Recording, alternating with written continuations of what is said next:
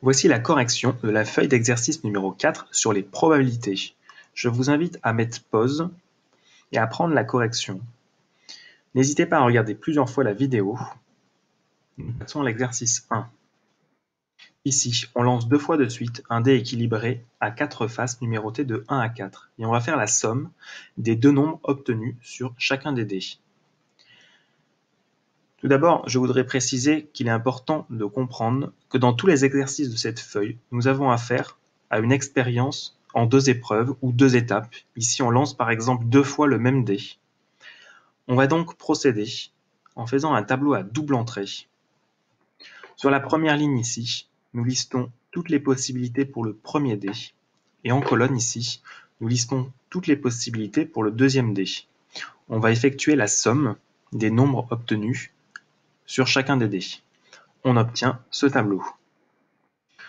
Ainsi, on peut facilement déterminer la probabilité d'obtenir 2. En effet, il y a une chance sur 16 d'obtenir 2. Il y a un seul nombre ici, 2, sur les 16 cases. Il n'y a qu'une seule manière d'obtenir 2.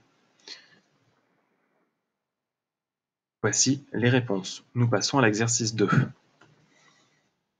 Ici, nous lançons 2 dés équilibrés, habituels, classiques, numérotés de 1 à 6. À nouveau, nous commençons par faire un tableau à double entrée. Nous allons repérer toutes les cases qui correspondent à l'événement « Obtenir le même nombre sur les 2 dés ». On obtient 6K sur 36. La réponse est donc 6 sur 36 que l'on peut simplifier.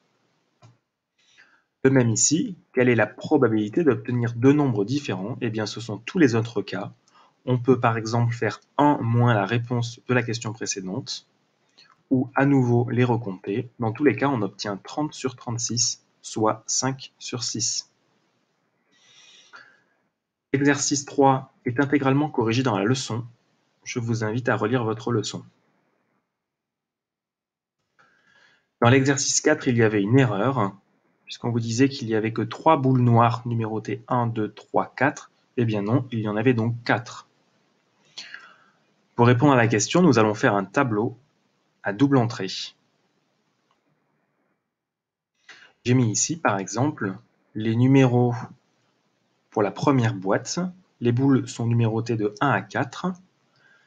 Et ici, j'ai mis les numéros des boules de la deuxième boîte.